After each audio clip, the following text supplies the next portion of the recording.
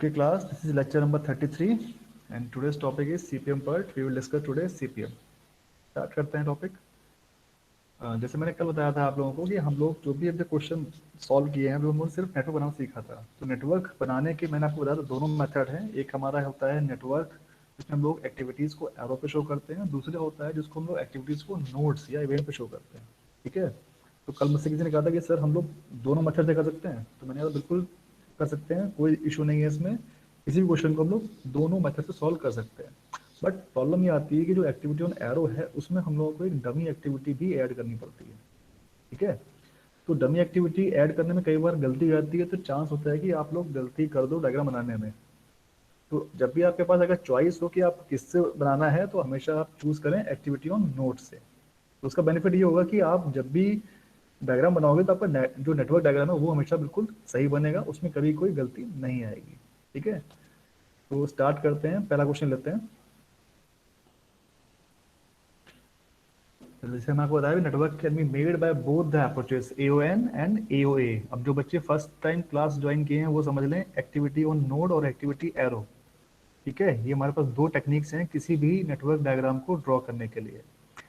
Activity on node में हम लोग क्या कर रहे हैं कि एक्टिविटी नोड जो है हमारी, उसमें जो भी हमारी एक्टिविटीज है उनको हम लोग नोड्स यानी कि सर्किल से रिप्रेजेंट करते हैं, और जो हमारे एक्टिविटी ऑन एरो है उसको हम लोग एरो के ऊपर रिप्रेजेंट करते हैं एक्टिविटीज को। तो ये मेन डिफरेंस दोनों में है। चलिए क्वेश्चन लेते हैं।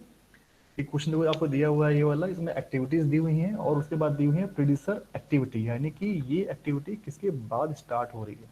ठीक है, तो बताओ भाई पहले इसको सॉल्व कैसे किया जाए, AON से या AOA से, बताइए।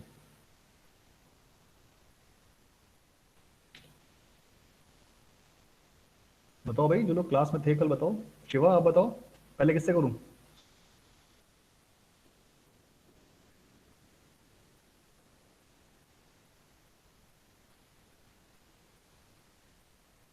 शुभेंदु, तनुज, विनीत, विशाल, यस सर। बताओ भाई दो मेथड है, किससे पहले करूं।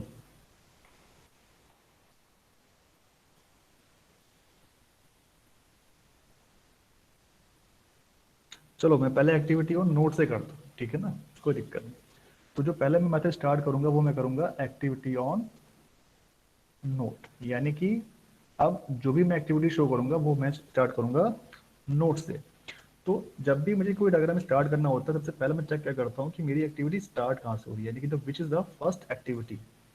तो आप देखो जिस एक्टिविटी के आगे डैश लगा हुआ है इसका मतलब ये है कि वो एक्टिविटी हमारी फर्स्ट एक्टिविटी है, उससे पहले कोई भी एक्टिविटी जो है स्टार्ट नहीं हुई है, यानी कि जो भी हमारा प्रोजेक्ट है उसकी स्टार्टिंग पॉइंट क्या है, वो हमारा ए है।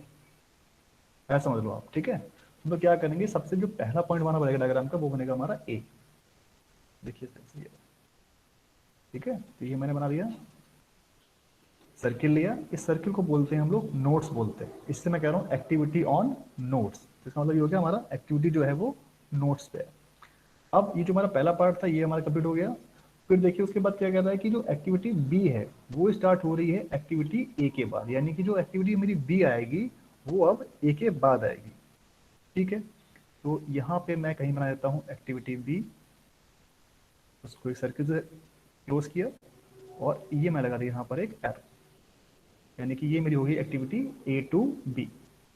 ठीक, उसके बाद क्या कह रहा है, फिर जो मेरी नेक्स्ट एक्टिविटी है वो है मेरे पास एक्टिविटी सी। अब जो सी एक्टिविटी है वो स्टार्ट कब हो रही है, आफ्टर एक्टिविटी ए, यानी कि ये भी ए के बाद स्टार्ट हो रही है। तो मैं क्या करूँगा, फिर से यहाँ पर एक एक्टिविटी बनाऊंगा सी, इस तरह से सर्किल लिया मैंने और ये यहाँ पर मैंने इसको क्लोज कर दिया। तो ये मेरा हो गया एक्टिविटी सी। ठीक है, अब कुछ इनका टाइम होता है वो इसमें दिया नहीं गया तो हम लोग वो नहीं लिखेंगे, अदरवाइज इसका कुछ टाइम भी होता है। ठीक है, कि ए टू बी टाइम कितना है तो हम लोग यहाँ पे लिखते हैं 10 मिनट, 10 दिन, 20 दिन, 15 दिन। नहीं दिया हुआ है तो छोड़ दिए, अभी हमें सिर्फ इसको डायग्राम बनाना सीखना है आज। ठीक है भाई, उसके बाद जो मेरी एक्टिविटी आ रही है वो आ रही है, नेक्स्ट एक्टिविटी मेरे पास है डी। ठीक है, अब जो एक्टिविटी डी है वो स्टार्ट कब हो रही है, एक्टिविटी स्टार्ट हो रही है आफ्टर एक्टिविटी बी, यानी कि जो मेरी डी एक्टिविटी है वो आएगी एक्टिविटी बी के बाद।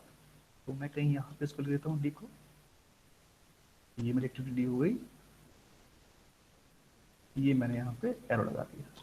ठीक, समझ में आ रहा भाई कैसे कर रहा हूँ मैं, जो लोग नई क्लास में आए। यस बहुत कोई दिक्कत होगी यस समझने सर। में? ठीक है।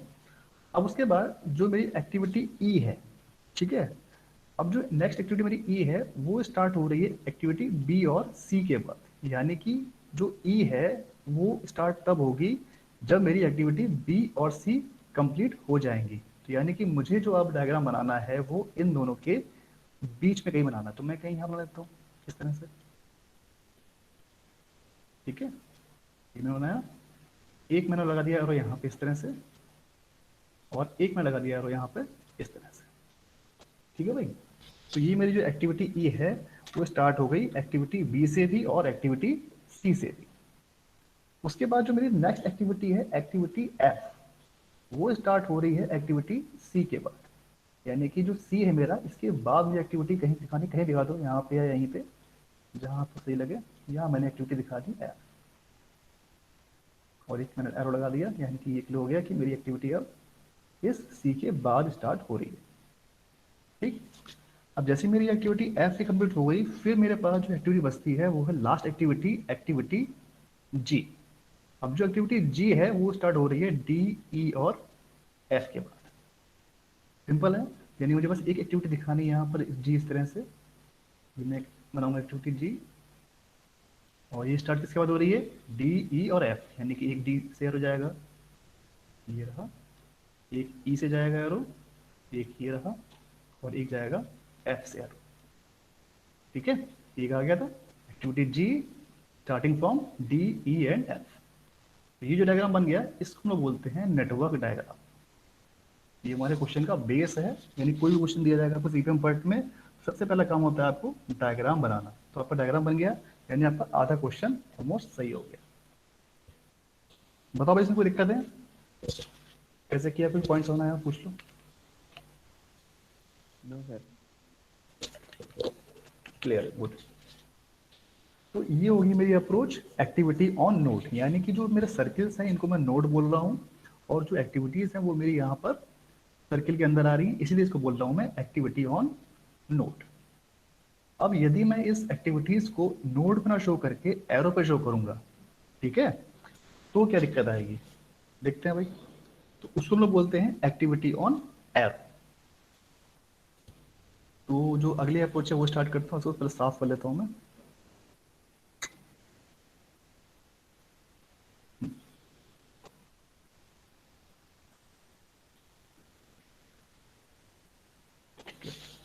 तो इसमें देखो क्या होता है, जैसे मैंने आपको नाम बताया, इसका नाम मैंने क्या बताया आपको, एक्टिविटी ऑन एरो। तो ये थी मेरी एक्टिविटी ऑन नोड। अब मैं बात करने जा रहा हूँ एक्टिविटी ऑन एरो की, यानी कि जो भी मेरी अब एक्टिविटी होगी वो अब एरो पे आएगी।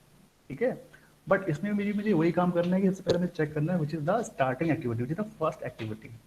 तो देखो जो आपकी एक्टिविटी ए है वो आपकी सबसे पहली एक्टिविटी है।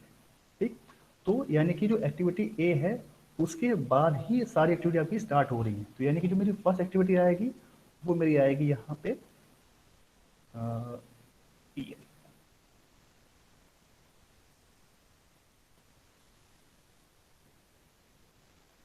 इसको मैंने दे दिया एक्टिविटी ए। ठीक है, अब इसमें क्या डिफरेंस आया, देखो पहले मेरे पे सिर्फ एक सर्किल मैंने बनाया था, उसमें एक को मैंने पेस्ट कर दिया, तो मेरी एक्टिविटी ऑन नोड वहां पे था। वही सेम चीज को मैं रिप्रेजेंट कर रहा हूँ यहाँ पर एक्टिविटी ऑन एरो में। तो मुझे यहाँ पे दो इवेंट्स को शो करना पड़ रहा है। अब इनका मतलब क्या है, जो लोग नए क्लास में वो समझ लो कि यहाँ से क्या होता है, एक्टिविटी का स्टार्ट टाइम होता है, यानी कि स्टार्ट ऑफ द एक्टिविटी यहाँ से होती है और यहाँ पे हमारी एक्टिविटी खत्म हो जाती है। अब जो भी इसमें टाइम लगता है 10 मिनट 15 मिनट, वो हम लोग यहाँ पे शो करते हैं इसको। ठीक है, this is the starting of the activity, this is the end point of this activity. ठीक, तो ये होगी मेरी एक्टिविटी ए। उसके बाद देखो जो मेरी सेम एक्टिविटी बी थी वो निकल रही थी आफ्टर एक्टिविटी ए, यानी कि जब एक्टिविटी पूरी ए कंप्लीट हो जाएगी उसके बाद एक्टिविटी बी स्टार्ट होगी, यानी मैं इसको कहीं भी शो कर सकता हूँ। तो मैं इसको कहीं यहाँ दिखा देता हूँ एक्टिविटी बी को, ये होगी मेरी एक्टिविटी बी। ठीक है, समझ आ रहा है भाई आराम से। उसके बाद जो मेरी नेक्स्ट एक्टिविटी है एक्टिविटी सी, वो भी मेरी एक्टिविटी ए के बाद स्टार्ट हो रही है, यानी कि मुझे यहाँ कहीं पे कोई डायग्राम दिखा देना है इस तरह से। तो ये हो जाएगा मेरा डायग्राम एक्टिविटी सी के लिए। ठीक है भाई, तो ये मेरी अब एक्टिविटी ए बी सी बन चुकी है। अब उसके बाद देखो जो एक्टिविटी डी है वो कहाँ से निकल रही है, वो एक्टिविटी निकल रही है मेरी आफ्टर एक्टिविटी बी। तो यहाँ पे कहीं आप दिखा दो आगे जाके, ये हो जाएगी आपकी एक्टिविटी डी। ठीक है, एक्टिविटी डी भी हो गई। उसके बाद बात करेंगे एक्टिविटी ई की। तो जो एक्टिविटी ई है वो निकल रही है एक्टिविटी बी और एक्टिविटी सी से। ठीक है भाई। तो अब जो आपकी एक्टिविटी निकलेगी एक, वो आपको क्या करना है इसमें, यहीं पे थोड़ा सा एक प्रॉब्लम आती है, प्रॉब्लम कह लो या कह लो कि यहाँ पे हम लोग थोड़ा सा दिमाग लगाना पड़ेगा। और हमें ऐसी एक्टिविटी डिजाइन करनी है जो एक्टिविटी बी से भी बाद आए और एक्टिविटी सी के भी बाद आए। ठीक है। तो जैसे मैंने कल क्वेश्चन कराया तो हम लोगों ने क्या करा था, जहां पर भी हमारे दो एक्टिविटीज से कोई निकलती थी तो उनके हम लोगों ने एंड पॉइंट्स मर्ज कर दिए थे, यानी कि जो बी और सी दोनों के एंड पॉइंट सेम कर देते। बट अगर हम सेम करेंगे तो ध्यान देखो ध्यान से कि यहाँ पे अगर हम दोनों के एंड पॉइंट सेम कर दे तो वो दोनों सेम एक्टिविटी हो जाएंगी, यानी कि ये वाला काम यहाँ पे नहीं चलेगा। तो इसका मतलब क्या है, हम लोगों को इसमें एक एक्स्ट्रा एक्टिविटी अपनी तरफ से क्रिएट करनी पड़ेगी। ठीक है। और जो भी एक्टिविटी हम अपनी तरफ से क्रिएट कर रहे हैं उसको बोलते हैं हम लोग डमी एक्टिविटी। ठीक है भाई। तो बस इसमें यही बस एक डिफरेंस है एक्टिविटी ऑन एरो में और एक्टिविटी नोट्स में, कि इसमें थोड़ा सा दिमाग लगाना पड़ता है। उसमें क्या है, आप फटाफट एक्टिविटी देखते जाओ और ड्रॉ करते चले जाओ। बट देखो यहाँ पे पेज फंस गया, यहाँ पे क्या एक्टिविटी जो ई है वो बी और सी से निकल रही है, और बी और सी को अगर आपने मर्ज कर दिया, हम लोग जैसे कल किया था क्वेश्चन में, तो वहाँ पे क्या हो जाएगा, दोनों एक्टिविटी आपकी सेम हो जाएंगी, जो अलग अलग एक्टिविटी है सेम नहीं हो सकती है। तो हम लोग क्या करेंगे, एक डमी एक्टिविटी ऐड करेंगे, वहां से स्टार्ट करेंगे एक्टिविटी ई को। ठीक है। अब जो ये एक्टिविटी ई है हमारी, ये मैंने अलग से ऐड किया और इसको दोनों से कनेक्ट कर दिया एज ए, सॉरी इसको थोड़ा सा डैश से करते हैं, कंप्लीट से नहीं करते हैं। ठीक है। इसे करेंगे हम लोग हल्का सा डैश लगा के, इस तरह से। ठीक है। इसे बोलते हैं हम लोग डमी एक्टिविटी। ऐसे ही हल्का सा डैश लगा देंगे। इसको चाहे तो आप D1 बोल दो, ये हो जाएगी D1 और ये हो जाएगी मेरी D2। ठीक है भाई। लॉजिक क्या है वो मैं आपको बता दिया। लॉजिक ये है कि अगर मैं इस दोनों के एंड पॉइंट को सेम कर दूंगा बी और सी के, तो तुम्हारी एक्टिविटी भी मर्ज हो जाएंगी, जो कि फिजिबल नहीं है। इसीलिए मैंने इसमें डमी एक्टिविटीज को ऐड किया है अपनी तरफ से, D1 as well as D2। ठीक है भाई। तो उसके बाद देखो जो मेरी एक्टिविटी ई हो गई है वो अब निकल चुकी है एक्टिविटी बी और सी से। ई के बाद देखो क्या है, अब मेरे पास एक्टिविटी एफ आ रही है, तो यानी कि जो एक्टिविटी एफ है वो भी मेरी एक्टिविटी सी से स्टार्ट हो रही है। ठीक।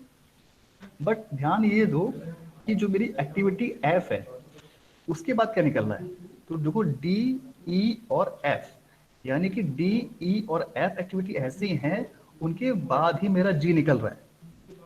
ठीक है। तो मुझे क्या करना है, डी ई और एफ जो एक्टिविटीज हैं उनका जो एंड पॉइंट है वो मैं सेम कर दूंगा। ठीक है। मैंने कल बताया था कि जब भी आप डायग्राम बनाओ हमेशा बनाना पेंसिल से, क्योंकि ये 99% आपको डायग्राम चेंज करना पड़ेगा, तो मुझे चेंज करना पड़ेगा। तो इसमें क्या करेंगे हम लोग, डी ई और एफ जो एक्टिविटीज आएंगी उनका जो एंड पॉइंट है वो मेरा सेम होना चाहिए।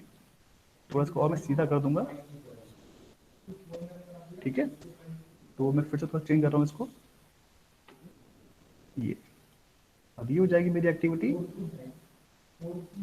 ई, और ये हो जाएगी मेरी एक्टिविटी डी, और सी के बाद जो एक्टिविटी निकलेगी वो भी निकलेगी मेरी एक्टिविटी एफ। ठीक है। तो मैं इसको यहाँ थोड़ा इस तरह दिखा दूंगा, ये हो जाएगी मेरी एक्टिविटी, यहाँ पे आ जाएगी एफ। ठीक है। क्यों करा, मैंने बताया आपको, क्योंकि जो डी ई और एफ है उसके बाद एक्टिविटी निकल रही है जी, यानी जो इनके एंड पॉइंट्स हैं वो सेम होने चाहिए। जिनने कल क्वेश्चन इस तरह किया था। अब सिंपल है, लास्ट बच रही एक्टिविटी जी, किससे निकल रही है, ई डी ई और एफ से। सीधा मैं क्या करूंगा, यहाँ पे लगाऊंगा एक एरो, यहाँ पे मैंने एक नोट, और यहाँ दे दूंगा मैं एक्टिविटी जी। ठीक है भाई। तो ये मेरे दोनों डायग्राम बन गए, एक क्वेश्चन तो मेरा दोनों से हो गया, एक्टिविटी नोट से भी और एक्टिविटी ऑन एरो से। बताओ भाई क्लियर हुआ कुछ, दोबारा बताना है।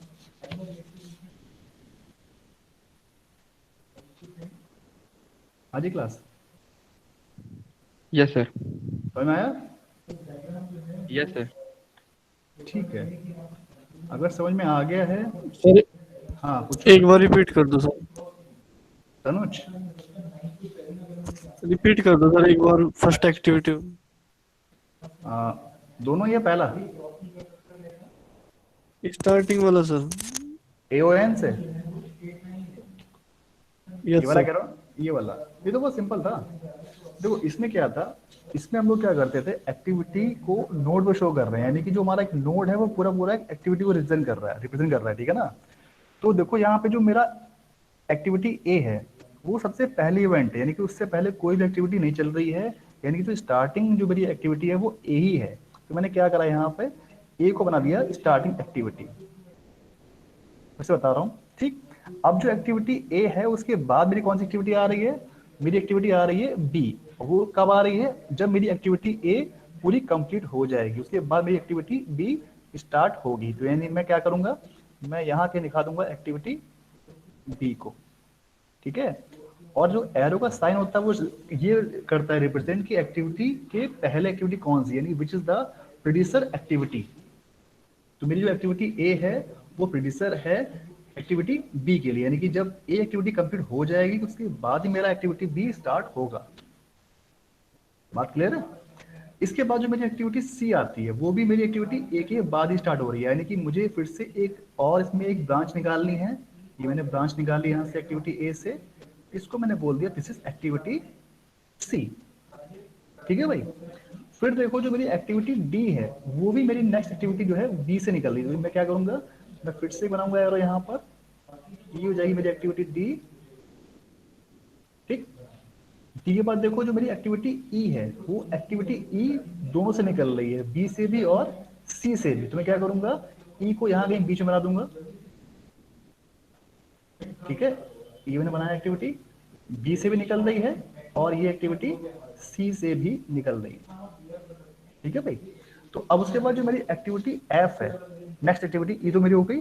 अब जो एक्टिविटी एफ है वो मेरी निकल रही है एक्टिविटी सी से। तो मैं क्या करूंगा, अब सी से निकालूंगा एक्टिविटी को एक यहाँ पे, ठीक है। ये मेरी हो जाएगी एक्टिविटी एफ,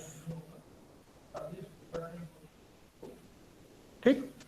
अब ये देखो जो लास्ट एक्टिविटी मेरे पास एक्टिविटी जी दिख रही है वो मेरी एक्टिविटी डी से भी निकल रही है, एफ से भी निकल रही है और ई से भी निकल रही है, यानी कि डी ई एफ के बाद ही मेरी एक्टिविटी जी स्टार्ट होगी। तो मैं क्या करूंगा, एक बनाऊंगा लास्ट एक्टिविटी, एक्टिविटी जी।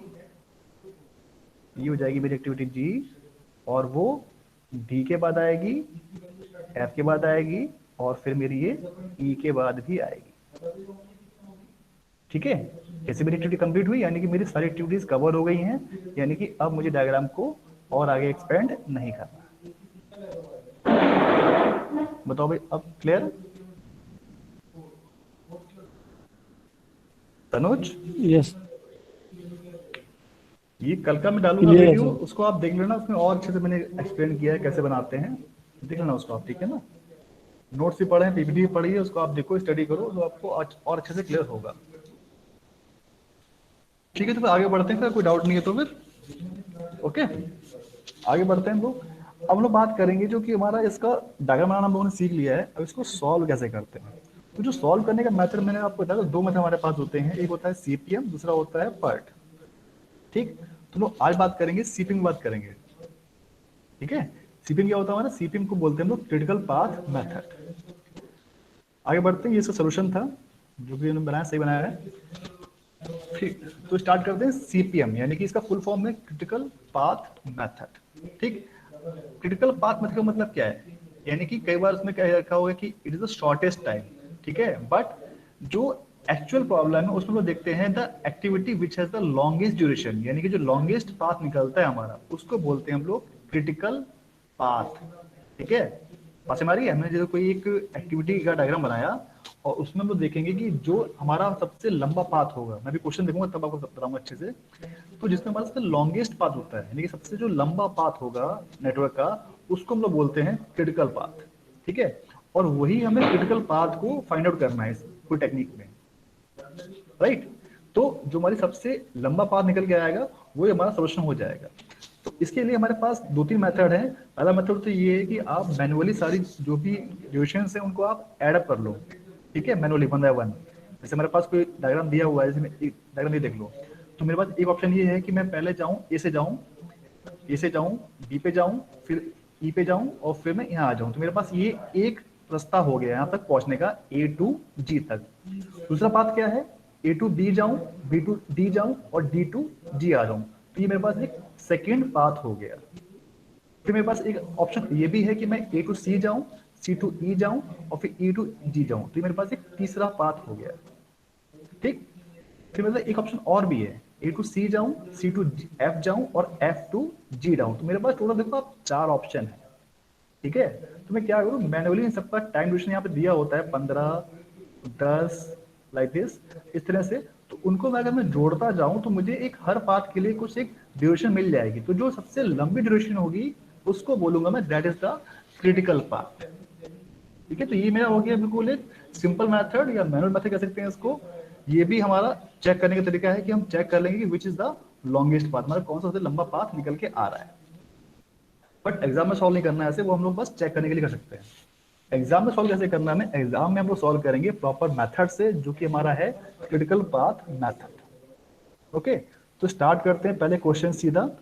क्वेश्चन से पहले कुछ हमारी डेफिनेशंस हैं वो समझ लेते हैं। तो हमारे पास 4 डेफिनेशंस आएंगी, कुछ और आगे भी आएंगी, बट जो 4 डेफिनेशंस हैं वो हमें सीख लेनी है। पहली क्या होती है हमारी, अर्लीस्ट स्टार्ट टाइम निकालेंगे हम लोग, अर्लीस्ट फिनिश टाइम निकालेंगे, लेटेस्ट स्टार्ट टाइम निकालेंगे और लेटेस्ट फिनिश टाइम निकालेंगे। ठीक है, अब इनका मतलब क्या है, क्या होता है, वो हम लोग देखेंगे अभी आगे कुछ क्वेश्चन सॉल्व करेंगे। अभी हम लोग बस ये सीख लेते हैं कि हमें जब भी हम लोग डायग्राम ड्रॉ करेंगे उसमें हमारे पास सबसे पहले टाइम निकल के आता है, वो निकल के आता है अर्लीस्ट फिनिश और लेटेस्ट स्टार्ट टाइम। ठीक है, उनका फॉर्मूला दिया हुआ हमारे सामने ये रहा। जो अर्लीस्ट फिनिश है उसका फॉर्मूला है ई प्लस टी आई जे और एल का फॉर्मूला है लेटेस्ट स्टार्ट का एल माइनस टी आई जे। अभी इनको छोड़ दो, ध्यान मत दो, सीधे क्वेश्चन में देखते हैं। जब मैं आपको क्वेश्चन कराऊंगा तो आपको समझ आएगा कि मतलब क्या है। ठीक है, सीधे क्वेश्चन स्टार्ट करते हैं। ये क्वेश्चन ये दिया हुआ है आपको। तो पहला टास्क हमारा क्या है, फर्स्ट टास्क हमारा ये है we have to draw the diagram. ठीक है, और जो दिया हुआ है फर्स्ट क्या बोल रहा है, कंस्ट्रक्ट द नेटवर्क डायग्राम। आपको डायग्राम बनाना है, उसके बाद में बात करेंगे कि जो अर्ली स्टार्ट टाइम है, लेटेस्ट स्टार्ट टाइम है, ये सबका मतलब क्या है। ओके, तो स्टार्ट करते हैं। सबसे पहले हम बनाएंगे डायग्राम। तो देखो इसमें हमारी जो एक्टिविटीज है वो दी हुई हैं 1 to 2, 2 to 3, 2 to 5, 3 to 4, यानी इस तरह से हम लोग एक्टिविटी दी है। तो मैं जाहिर सी बात है ये मैं एक्टिविटी ऑन नोट से ही सॉल्व करना है। ठीक है, तो मैं क्या करेंगे, सबसे पहले बनाएंगे डायग्राम। तो देखो स्टार्टिंग पॉइंट मुझे दिख रहा है आराम से, इसमें एक्टिविटी मेरी 1 से 2 है, 1 to 3 है, यानी कि 1 से पहले कोई मुझे एक्टिविटी दिखाई नहीं पड़ रही है। यानी कि इसका मतलब जो मेरी पहली एक्टिविटी है वो मेरी एक्टिविटी 1 है। That means 1 is the starting point. मैं क्या करूंगा, 1 को बनाऊंगा सबसे पहले यहाँ पर, ये मैंने बना दिया 1 को यहाँ पर, this is my starting point. Okay, उसके बाद मैं क्या करूंगा कि जो मेरी नेक्स्ट एक्टिविटी है 1 के बाद, कौन सी है, 1 के बाद में दिख रही है एक्टिविटी 2। मैं क्या करूंगा, एक सीधी लूंगा स्ट्रेट लाइन 1 से 2। ये हो गया मेरा 1 से 2 एक्टिविटी। अब इस पे टाइम मेरा दिया हुआ है, टाइम दिया हुआ है 15 वीक्स। तो मैं 15 यहाँ पे मैं इसको यहाँ पे इस तरह से लिख दूंगा। ठीक है भाई, फिर देखो जो मेरे पास नेक्स्ट एक्टिविटी है वो क्या है, नेक्स्ट मेरे पास एक्टिविटी है एक्टिविटी 3। तो मैं इसके बाद, यानी कि शुरू कब से हो रही है, एक्टिविटी 1 जब हो जाएगी उसके बाद स्टार्ट होगी। तो मैं क्या करूंगा, एक्टिविटी 3 को बनाऊंगा यहाँ पे कहीं पे इसके ऊपर। ठीक है, तो ये मेरी होगी एक्टिविटी 1 से 2 और ये हो जाएगी मेरी एक्टिविटी 1 to 3। टाइम क्या दिया हुआ है, टाइम दिया है सेम 15 वीक्स। तो 15 वीक्स यहाँ लिख दूंगा। ठीक, उसके बाद जो मेरी नेक्स्ट एक्टिविटी है वो दी हुई है एक्टिविटी 2 to 3, यानी कि अब 2 से 3 पे जाना है मुझे। ये मेरी 2 to 3 और टाइम क्या दिया हुआ है, टाइम दिया है मुझे एक्टिविटी इसका 3 वीक्स। ठीक, ये मेरी होगी एक्टिविटी। उसके बाद देखो 2 to 5, यानी कि अब मुझे जाना है 2 to 5। फिर से मैं क्या करूंगा, एक लाइन ड्रॉ कर दूंगा यहाँ पे सीधी स्ट्रेट लाइन 2 to 5। टाइम क्या दिया हुआ है, टाइम दिया हुआ है इसका 5 वीक्स। तो मैं यहाँ लिख दूंगा 5 वीक्स। अब 2 to 5 के बाद क्या है, 3 to 4, यानी कि 4 एक नई एक्टिविटी आ गई, मुझे एक नई एक्टिविटी बनानी है। तो मैं क्या करूंगा, 4 बनाऊंगा कहीं यहाँ पर, ये हो जाएगी मेरे पास एक्टिविटी 4। ठीक है भाई, ये मेरी होगी एक्टिविटी 4। फिर देखो क्या है एक्टिविटी 3 to 6, यानी कि ये भी नई एक्टिविटी आ रही है, लेकिन स्टार्ट कहाँ से हो रही है, आफ्टर एक्टिविटी 3। मैं क्या करूंगा इस 4 के कहीं बाद में यहाँ पे दिखा दूंगा एक्टिविटी 6। ठीक है, तो ये मेरी बन जाएगी activity 6। This is my activity 3 to 6। फिर क्या कह रहा है, फिर कह रहा है एक्टिविटी 4 to 5, यानी कि 4 के बाद स्टार्ट आ रही है एक्टिविटी 5। तो क्या करूंगा 4 से एरो लूंगा, ले आऊंगा यहाँ तक 5 तक। ठीक है, ये हो जाएगा मेरा एक्टिविटी टाइम कितना दिया हुआ है 1 वीक, 1 मैंने यहाँ पे शो कर दिया। 3 to 4 मेरे को यहाँ पे 8 दिया हुआ था, मैं 8 इतना भूल गया, ये मेरा हो गया एक्टिविटी 8। ठीक है भाई, उसके बाद जब मेरी एक्टिविटी 4 to 5 भी हो गई, यानी कि अब मुझे बनाना है 4 to 6, तो मैं क्या करूंगा एक एरो लूंगा, यहाँ से ड्रॉ कर दूंगा इस तरह से 4 to 6। टाइम कितना दिया हुआ है, टाइम दिया हुआ है 14। ठीक है, ये टाइम दिया हुआ है आपको 14। ओके, अब 4 to 5 भी हो गया, 4 to 6 भी हो गया, अब क्या दिख रहा है 5 to 6, यानी कि अब जो मेरा 5 था उसको मैं यहाँ पे मिक्स कर दूंगा 5 to 6 में, तो ये हो जाएगा मेरी एक्टिविटी 3। ठीक है, अब उसके बाद देखो 5 to 6 के बाद क्या दिख रहा है, फिर दिख रहा है मुझे 6 to 7। ठीक, तो यानी कि मुझे 6 के बाद एक सिंपल सा 7 बनाना है और इसको यहाँ पे इसको ऐड कर देना है विद ड्यूरेशन 40। ठीक है भाई, तो ये मेरा डायग्राम बन चुका है, यानी कि मेरा पहला पार्ट खत्म हो गया है, यानी कि मैंने डायग्राम का काम खत्म कर लिया। अब मुझे सिर्फ इसके जो टाइम एस्टिमेट्स हैं वो निकाल ले। बताओ भाई, डायग्राम क्लियर है? Yes sir. बनाया कोई डाउट? No, ठीक है, अब देखो जैसे मैंने डायग्राम बनाया तो थोड़ा मैंने गलती इसमें क्या करी, मैंने बहुत पास पास बना दिया है, थोड़ा सा खिचपिच सा हो रहा है। ठीक है, तो जब भी आप लोग डायग्राम बनाओ थोड़ा सा स्टैटिक होना चाहिए, थोड़ा सा प्रेजेंटेबल हो, थोड़ा दूर दूर बनाओ। ठीक है, मैं इसको दोबारा से बनाऊंगा, साफ साफ देखना कैसे मैं क्या कर रहा हूँ। ठीक है, मैं इसको थोड़ा रब कर दे रहा हूँ, मैं दोबारा बना रहा हूँ उसको फिर से। देखो 1 to 2 लॉजिक क्या है, मैं क्यों बताऊँ, क्योंकि जब मैं इसका अगला पार्ट करूंगा, मैं जैसे टाइम एस्टिमेट्स निकालने, तो मैं इन्हीं एक्टिविटीज के ऊपर मेरे को लिखना होता है ई और एल, तो वो इसमें दिखेगा नहीं, मैं इसलिए इसको थोड़ा सा अलग से बना रहा हूँ फ्रेश तरीके से। ठीक है, और आप लोग हमेशा थोड़ा सा अच्छे से बनाओ इसको, ताकि उसमें आप जो भी कुछ कर सको तो आपको दिख जाए। 1 से 2 ये मेरी एक्टिविटी 1 से 2। ठीक है भाई, टाइम है 15। फिर कह रहा है एक्टिविटी 3, 1 से 3, यानी कि ये हो जाएगा मेरे पास टाइम 15। फिर कह रहा है 2 to 3, यानी कि ये हो जाएगी एक्टिविटी 2 to 3। टाइम कितना दिया हुआ है, ये दिया हुआ है 3। 2 to 5, फिर से एक्टिविटी बना लो एक 5, ये हो जाएगी एक्टिविटी 2 to 5, यानी कि ये हो जाएगी 5।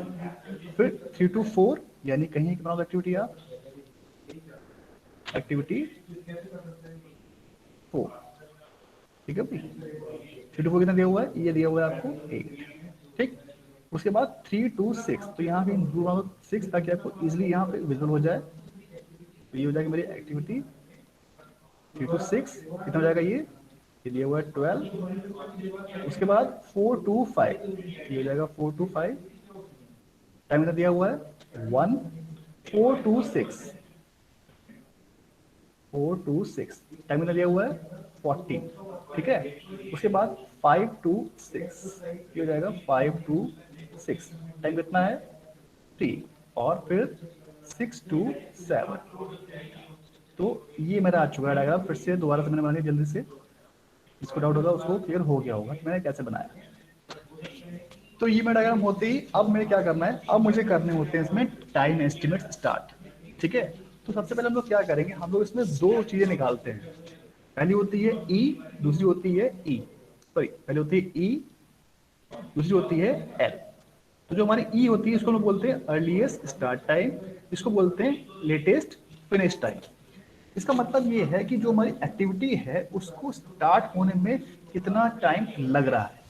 ठीक है, देखो आप जो एक्टिविटी मेरी 1 है उससे पहले मेरी कोई भी एक्टिविटी नहीं है, दैट मीन्स उसको स्टार्ट होने के लिए टाइम कितना चाहिए 0। यानी कि जो मेरी एक्टिविटी 1 है इस पे जो मैं लिखूंगा ई, कितना आएगा, वो मेरा आएगा 0। क्यों? क्योंकि इससे पहले कोई एक्टिविटी नहीं है, इसमें कोई भी एक्टिविटी पहले कंप्लीट नहीं होनी चाहिए जिसके बाद ही मेरी एक्टिविटी 1 स्टार्ट हो सके है। That's why it's called as earliest start time. ठीक है भाई। अब ये जो मैं करने जा रहा हूं इसको मैं बोलता हूं फॉरवर्ड पास मेथड। क्या बोलता हूं मैं? फॉरवर्ड पास मेथड। इसमें मैं क्या करूंगा, जो मैंने पहला ये ई निकाला है, इसके बाद जो मेरे ये टाइम ड्यूरेशन है इसको हम लोग बोलते हैं टी आई जे। ठीक है। अब जिन लोगों को मैंने फर्स्ट डे बताया था कि जो भी एक्टिविटीज होती हैं उसको हम लोग शो करते हैं टी आई जे से, यानी कि जो आई एक्टिविटी वो मेरी 1 हो गई, जे होगी मेरी एक्टिविटी 3। तो जो मेरी T13 है उसकी वैल्यू कितनी होगी? 15। ठीक है। तो जब मैं एक्टिविटी 3 पे जाऊंगा या 2 पे जाऊंगा तो जो मैं वहां पे ई निकालूंगा उसमें मैं सिंपली जो मेरी प्रीवियस ई था उसमें टाइम ड्यूरेशन को बस ऐड अप करके जाना है मुझे। ठीक। देखो जैसे मेरा ये हो गया ई यहाँ पर, तो मैं फिर से निकालूंगा यहाँ पर ई। अब जो मैं यहाँ पे फर्स्ट मेरे पास जो ई था वो कितना था प्रीवियस? 0। 0 प्लस 15 कितना हो जाएगा? 15। तो यहाँ पे जो 2 के लिए आ गया वो आ गया मेरे पास अब यहाँ पर 15। बात समझ आ रही है? ऐसे ही जब मैं 3 के लिए निकालूंगा ई की वैल्यू यानी कि अर्ली स्टार्ट टाइम, तो वो कितना आएगा? 0 प्लस 15। ठीक। बट ऐसे नहीं करना है, ये गलती होगी। गलती क्या होगी कि जब भी हमारे पास कभी भी एक से ज्यादा एरो मर्ज हो रहे हो किसी एक्टिविटी के ऊपर, ध्यान सुनना मेरी बात, अगर किसी भी एक्टिविटी के पास एक से ज्यादा एरो मर्ज हो रहे हो तो ध्यान दो यहाँ पे 3 के पास मेरे पास 2 एरो आ रहे हैं। एक एरो मेरा 1 से आ रहा है, दूसरा मेरा एरो 2 से आ रहा है। तो मुझे इन दोनों की वैल्यूज को कंपेयर करना होता है और जो मेरी मैक्सिमम वैल्यू है वो मुझे लेनी होती है। तो देखो यहाँ पे अगर मैं जाऊं 1 2 3 तो कितना हो जाएगा? 0 प्लस 15, यानी कि मेरे पास सिर्फ एक ही वैल्यू आएगी 15। बट अगर मैं ये वाला पाथ चूज करूं 1 2 और 3 यानी कि 15 और 3 कितना हो जाएगा? 18। तो दोनों में बड़ी वैल्यू क्या है? 18, यानी कि मैं लूंगा मैक्सिमम वैल्यू। ये आपको बात याद रखनी है। जब लोग फॉरवर्ड में जाते हैं यानी कि लेफ्ट टू राइट जाते हैं तो हम लोगों को देखनी होती है मैक्सिमम वैल्यू। ठीक है। तो मैं क्या लिखूंगा यहाँ पर? 15 के बजाय 18, 80। ये बात क्लियर है भाई? 18 क्यों करा मैंने? Yes sir. बताओ। क्योंकि ये थोड़ा सा कंफ्यूजन होगा अभी बस कि क्यों करा 18। 18 मैंने इसलिए किया क्योंकि जो मुझे मैक्सिमम वैल्यू दिख रही है मैं वही चूज करूंगा। क्योंकि मैंने आपको बताया है कि I have to find out the critical path. Critical path क्या होता है? Which is the longest path. हमें लॉन्गेस्ट पाथ निकालना है। ठीक है भाई। तो मेरा यहाँ पे 3 भी हो गया, 2 भी हो गया। अब मैं बात करूंगा उसके बाद नेक्स्ट मेरे पास क्या एक्टिविटी है? मेरे पास एक्टिविटी है 4। ठीक है। एक्टिविटी जो 4 है, अब देखो 4 के ऊपर सिर्फ एक ही एरो आ रहा है, यानी कि एक ही एरो इसके ऊपर आ रहा है। तो मैं सिंपली क्या करूंगा? 18, जो ये वाला 18 है, 18 प्लस 8 कितना हो जाएगा?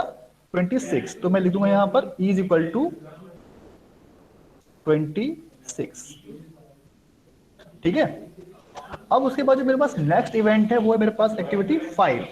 तो 5 पे देखो मेरी जो एक्टिविटी है 2 आ रही है। एक तो मेरी एक्टिविटी यहाँ 4 से एरो आ रहा है, दूसरा मेरा एरो यहाँ से आ रहा है। तो मुझे फिर से कंपेयर करना है which is the maximum value. तो देखो अगर मैं जाऊंगा ये वाला पाथ लेता हूँ 4 to 5, तो देखो यहाँ पे 26 है, 26 प्लस 1 कितना हो जाएगा? 27। और अगर मैं ये वाला पाथ लूं 15 प्लस 5 तो कितना बैठेगा? 20। तो बताओ भाई मैक्सिमम वैल्यू कौन सी है? Which is maximum? 27। तो हम लोग 27 लेंगे विच इज द मैक्सिमम वैल्यू। तो देखो यहाँ पे मेरी ई की वैल्यू मैक्सिमम आ चुकी है, तो मैं यहाँ लिखूंगा ई को एस 27। ठीक है। अब उसके बाद जो मेरी नेक्स्ट एक्टिविटी है 5 के बाद वो है मेरे पास एक्टिविटी 6। तो मैं 6 पे जब जाऊंगा तो देखो 6 पे मेरे पास ई की वैल्यू क्या आ जाएगी? अब मेरे पास 3 ऑप्शन है। पहला क्या है? मैं 3 to 6 पे जाऊं तो क्या जाएगा? 18 प्लस 12 कितना होगा बेटा बताना? 30। ये पहला ऑप्शन हो गया, 18 प्लस 12 30। दूसरा ऑप्शन क्या है? अगर मैं 4 to 6 पे जाऊं तो यानी कि 26 प्लस 14 कितना हो जाएगा? ये हो जाएगा 40। तीसरा ऑप्शन भी है, अगर मैं 5 to 6 जाऊं यानी कि 27 + 3 कितना हो जाएगा 30 30। तो इनमें मैक्सिमम कौन सा आ रहा है 40। 40, तो मैं इसीलिए यहां पे लूंगा 40 लूंगा। क्लियर? अब 6 के बाद मेरे पास सिर्फ एक लास्ट एक्टिविटी बच रही है जो कि मेरी है 7, और उसमें मेरे पास कोई ऑप्शन नहीं है, तो मैं क्या करूंगा सिंपली इसको उसमें एड अप कर दूंगा। तो ये मेरी वैल्यू हो जाएगी 40 + 14 कितना हो जाएगा, ये हो जाएगा 54। ठीक है भाई, तो ये मेरा फॉरवर्ड पास मेथड कंप्लीट हो गया, यानी मैंने लेफ्ट टू राइट सारे ई की वैल्यूज थी जो कि मेरे होते हैं अर्ली स्टार्ट टाइम, वो मैंने कैलकुलेट कर लिया। अब क्या करना है, हाँ बोलो। क्रिटिकल पाथ भी सर यही होगा फिर? नहीं नहीं, अभी वो आएगा, अभी पाथ में मिला है। अभी सब लोगों ने वैल्यू कैलकुलेट करी है, एल ई की करी है, अब मुझे एल निकालना है। मैंने क्या बताया था आपको, ई और एल मुझे करनी होती है कैलकुलेट। जहां पे मेरी वैल्यू ई और एल की सेम आ जाएगी वो हो जाएगा मेरा ऑटोमेटिकली क्रिटिकल पाथ। ठीक है, तो जैसे मेरा ई आ गया है, अब मुझे निकालने हैं सेम सारे इवेंट्स पे एल की वैल्यू। तो जो मेरी लास्ट इवेंट की वैल्यू होती है बाय डिफॉल्ट वही मेरी हो जाती है एल की वैल्यू भी फॉर द लास्ट इवेंट। यानी कि 54 का वैल्यू मेरी ई की आई थी 7 के लिए, तो मेरी एल भी 54 ही होगी 7 नोड्स के लिए, 7 इवेंट के लिए। क्यों? क्योंकि इसको 54 के अंदर ही खत्म हो जाना है, 54 के ऊपर ये नहीं जाएगा, 54 इज द लास्ट लिमिट। ठीक है, तो उन्होंने फॉरवर्ड पास मेथड में सबको एडअप किया था, अब जस्ट उसका हमें रिवर्स करना है। यानी कि जो मैं अभी एडअप करता जा रहा था, अब इस एल से मुझे उसको माइनस करना है। सिंपल है। तो अब जैसे मैंने ई निकाला था हर एक्टिविटी के लिए, अब मैं हर एक्टिविटी के लिए फिर से एल निकालूंगा। बस थोड़ा डिफरेंस आएगा, मैं बता दूंगा कहाँ पे डिफरेंस आएगा। जैसे कि अगर मैं बात करूं यहाँ पे 6 पे, तो 6 पे सिर्फ एक ही एरो निकल रहा है, यानी कि मेरे पास सिर्फ एक ही ऑप्शन था। तो मैं क्या करूंगा, सिंपली एल को क्या करूंगा 54 - 14 कितना हो जाएगा 14। ठीक है, तो ये मेरा हो जाएगा 40, यानी कि 54 - 14 कितना हो जाएगा 40, राइट। तो मुझे क्या करा, सिर्फ अब मुझे माइनस करते हुए चलना है। पहले मैंने क्या करा, सबको एडअप कर रहा था, अब मुझे प्रीवियस एल से जो टीआईजी की वैल्यू है यानी कि जो टाइम ड्यूरेशन है उसको मुझे माइनस करना है। मेरी आवाज आ रही है बेटा? Yes sir. हाँ ठीक है।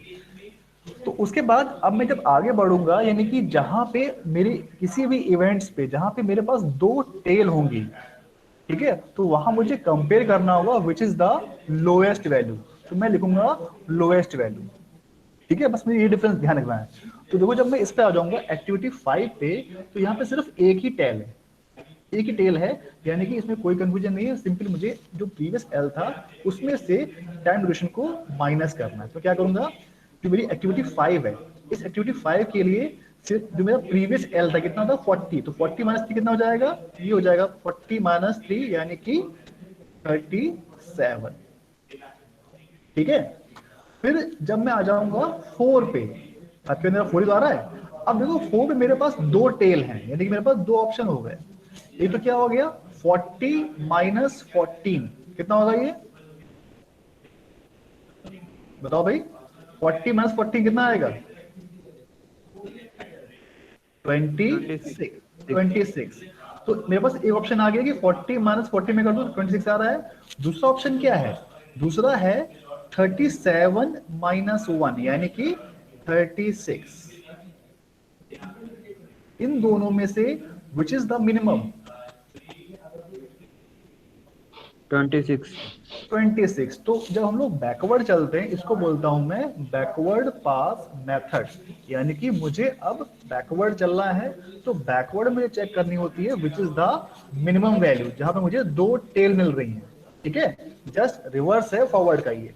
तो जो मिनिमम वैल्यू है मुझे उसको यहाँ पे लिखना है, यानी कि वो हो जाएगी मेरी 26। ठीक है भाई, तो 26 मेरी हो गई। अब एल, अब एल के बाद मेरे पास फिर इसके बाद कौन सी एक्टिविटी है, सॉरी 4 के बाद, 4 के बाद मेरी एक्टिविटी दिख रही है मुझे यहाँ पर 3। ठीक है, तो अब 3 पे देखो मेरे पास फिर से 2 चॉइस दिख रही है। क्यों? इसके पास 2 टेल हैं, एक टेल ये वाली है और एक टेल ये वाली है। तो अगर मैं देखूं तो मेरे पास लास्ट एल है इस एक्टिविटी के लिए 3 to 6 के लिए, तो क्या आ जाएगा 40 माइनस 12, कितना होगा भाई ये बताना? सर 28। 28, पहला ऑप्शन आ गया 28 का। और अगर मैं इसके थ्रू जाता हूं तो क्या आएगा 26 माइनस 8, कितना आ जाएगा बताना भाई? 18। 18, वेरी गुड। तो देखो 28 और 18 विच इज द लोएस्ट? 18, तो मैं यहां पे लिखूंगा एल की वैल्यू 18, ठीक है? ये हो जाएगा मेरे पास 18 यहां पर, ठीक। उसके बाद जब मेरे पास 18 हो चुका है, अब 3 के बाद मुझे क्या दिख रहा है? 3 के बाद मैं आऊंगा अब 2 पर, तो देखो 2 के पास भी मेरे पास 2 टेल दिख रही है मुझे, तो मेरे पास ऑप्शन 2 फिर से आ गए, यानी कि एक तो मेरा ऑप्शन ये है कि मैं 5 से 2 पे आऊं या फिर 3 से 2 पे आ जाऊं। अगर मैं 5 से 2 पे आता हूं तो मेरे पास क्या ऑप्शन होगा? देखो 37 दिख रहा है, ये 37 माइनस 5, यानी कितना रहेगा ये? 32, ठीक है भाई। 37 माइनस 5 32। बट अगर मैं यहां से आता हूं 18 माइनस 3, कितना हो जाएगा ये? 15, विच इज द लोएस्ट? बोलो भाई। 15। 15, तो मेरा यहां पे क्या आ जाएगा? एल, यहां मेरा एल आएगा 15, ठीक है। अब उसके बाद जब मैं जाऊंगा 1 पे जाऊंगा, तो वैसे चांस की बात है कि यहाँ पर 15 है और यहाँ पे भी 15 है। तो अब देखो जब मैं माइनस करूंगा तो मेरे पास क्या आना चाहिए? 18 माइनस 15 कितना आ जाएगा? यहाँ पे आ जाएगा 3, और यहाँ पे कितना आएगा? 15 माइनस 15 कितना आ जाएगा? 0। तो मैं क्या लूंगा? ऑलवेज मिनिमम, यानी कि ये भी आपका यहाँ पर 0 ही आना चाहिए। तो इस तरह से आपने हर एक्टिविटी के लिए ई और एल को कैलकुलेट कर लिया है। अब मैं क्या करूंगा? मैं चेक करूंगा कि मेरी जहां जहां पर एक्टिविटी में जो क्या कहते हैं मेरी जो वैल्यू सेम होगी ई और एल की, वो हो जाएगी मेरी क्रिटिकल एक्टिविटी। तो देखो भाई, उसको मैं थोड़ा सा हाईलाइट करूंगा एक डबल लाइन खींच के, जैसे मेरे पास सिंगल लाइन तो होगी, मेरे पास दिख रहा है। अब इसको मैं कैसे करूंगा हाईलाइट? तो देखो मेरी जो एक्टिविटी 1 से 2 है, ठीक है भाई, 1 से 2 और 1 2 3 दोनों में मेरे पास ई और एल सेम है, ठीक है। तो मैं चाहूं ई से एल जाऊं या सॉरी 1 से 2 जाऊं या 1 से 3 जाऊं, दोनों ही मेरे पास पाथ को सेम वैल्यू दे रही है, दोनों की मेरे पास इक्वल वैल्यू दिख रही है। तो मेरे पास चॉइस है, मैं चाहूं यहां से जाऊं चाहे यहां से जाऊं, तो मैं इसको चूज करता हूं किसी को भी। तो मैं चूज करूंगा 1 2 2 को, ठीक। यानी कि ये हो गया मेरा पहला स्टेप, फिर मेरा हो गया यहाँ से सेकंड स्टेप। उसके बाद देखो मेरी ई और एल कहाँ इक्वल दिख रही है? फिर दिख रही है मुझे इसके बाद 3 के बाद 4 पे, यानी कि ये वाला पार्ट 3 2 4। फिर कहाँ इक्वल दिख रही है मुझे? इसके बाद जहां दो ई और एल दोनों सेम हो वो दिख रही है मुझे। इसके बाद 5 पर नहीं है, 6 पे, तो मैं 6 पे जाऊंगा, 6 पे आ गया। 6 के बाद 7, ठीक है। तो यानी जहां जहां मेरा ई और एल दोनों सेम था वो मैंने सारी एक्टिविटीज को कवर कर लिया अपने पाथ में। तो जो मेरा क्रिटिकल पाथ बन के आया वो क्या बन के आ गया? वो बन के आ गया मेरे पास 1 से 2 2 to 3 3 to 4 4 to 6 and 6 to 7. So this is my critical path. क्या आ गया? 1 से 2 2 to 3 3 to 4 6 to 7. And what is the project duration? जो मेरी प्रोजेक्ट की ड्यूरेशन है वो कितनी है?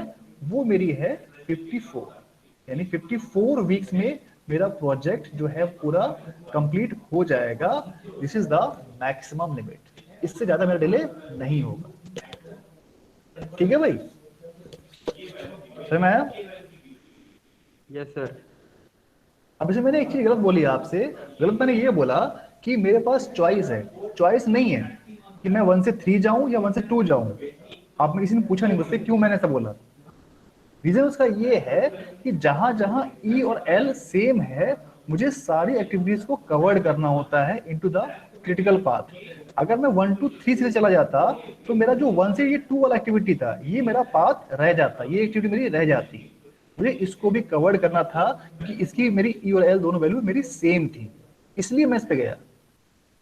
ठीक है, किसी को अच्छी दम आनी चाहिए वाली बात कि सर 1 से 3 क्यों नहीं गया सीधा, 1 से 3, 3 टू 4, 4 टू 6, 6 टू 7 क्यों नहीं गए? तो उसका लॉजिक ये है कि जहां जहां मेरी ई और एल सेम है, उसको बोलता हूं मैं क्रिटिकल एक्टिविटी। क्या बोलता हूं मैं? Critical activity. यानी कि जो भी मेरी एक्टिविटीज क्रिटिकल पाथ में इंक्लूड होती हैं, उनको बोलता हूं मैं क्रिटिकल एक्टिविटीज। तो जो मेरा क्रिटिकल पाथ है उसमें सारी मेरी क्रिटिकल एक्टिविटीज को आना चाहिए। That's why I have to include activity 2 also in the critical path. ठीक है भाई, इसीलिए मेरा जो पाथ बन के आया है वो बन के आया है 1 से 2, 2 to 3, 3 to 4 to 6 and 6 to 7।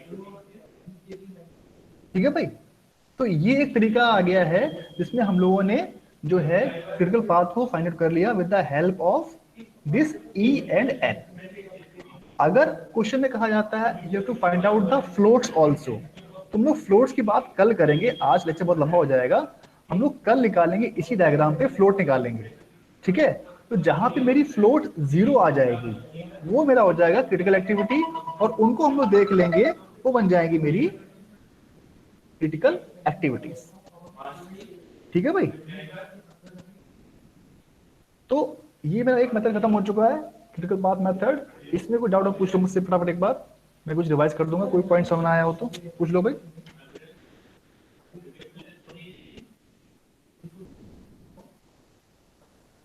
Clear है पूरा? Yes sir. समझ में आ गया? तो फटाफट इसको तो मैं कल कराऊंगा बाकी फ्लोट से। अब मैं क्वेश्चन दे रहा हूं आपको, उसका डायग्राम बनाना है।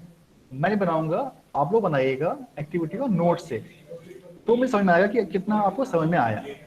ठीक है, क्वेश्चन मैं दे रहा हूं ये वाला। ठीक है, ये क्वेश्चन मैं दे रहा हूं आपको, आपको सिर्फ और सिर्फ इसका क्या बोलते हैं डायग्राम बनाना है। सिर्फ बनाइए डायग्राम। इसका डायग्राम बन जाए, मुझे इमीडिएटली व्हाट्सएप पे मैसेज कर दे, मैं चेक करके बता दूंगा उसका सही है या गलत। चलिए,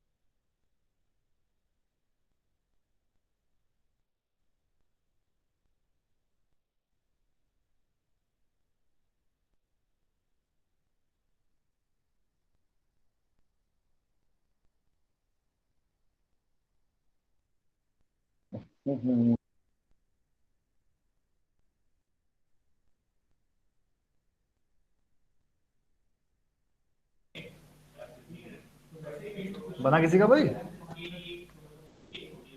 सर क्वेश्चन नहीं। Yes sir. क्वेश्चन दिख रहा है? क्वेश्चन दिख रहा होगा बेटे?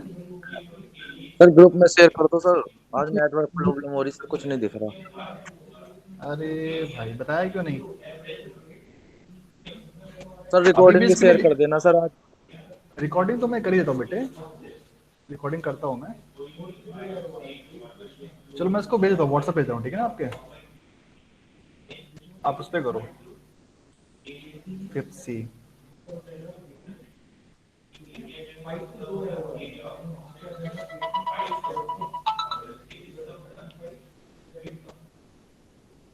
ठीक है, इसको आप लोग ट्राई करो। और जो क्वेश्चन अभी दिया था मैंने वो वाला और उससे पहले वाला, ठीक है, वो हम लोग ट्राई करेंगे कल। ओके, उसमें लोग फिर फ्लोट्स भी निकाल लेंगे और जो मैंने क्वेश्चन अभी दिया है इसको भी लोग सॉल्व करेंगे और निकालेंगे फ्लोट्स की हेल्प से क्रिटिकल पाथ। आपका काम ये है कि जो मैंने क्वेश्चन अभी दिया है इसका आपको जस्ट डायग्राम निकालना है और अगर निकाल सको तो just find out the values of E and L. ठीक है, जो बच्चों का हो जाएगा वो चेक करेंगे, बाकी कल सीखेंगे मेरे साथ। ठीक है भाई, फिर अगर कोई डाउट नहीं तो फिर क्लास ही फिनिश करता हूँ मैं। कोई डाउट है बेटा? शुभेंदु नो बताओ। सर। ओके, तो मैं क्लास नो कर रहा हूँ सर। फिर। सर भेज दिया। ओके ओके बेटा। हाँ, एक का आ भी गया है, किसी एक का आया है। हाँ, शुभेंदु का आ गया मेरे पास। ठीक है, एक मिनट में चेक कर लेता हूँ इसको। 1 से 2, 2 to 4, 4 to 5, 5 to 6। Perfect perfect, very good, बिल्कुल सही है, गुड। बाकी लोग मुझे भाई, सिर्फ एक का आया है मेरे पास। ट्राई करो, बहुत सिंपल क्वेश्चन है। ओके, तो क्लास में फिनिश कर रहा हूँ बेटा अभी यहाँ पे। Okay. Okay sir, thank you sir.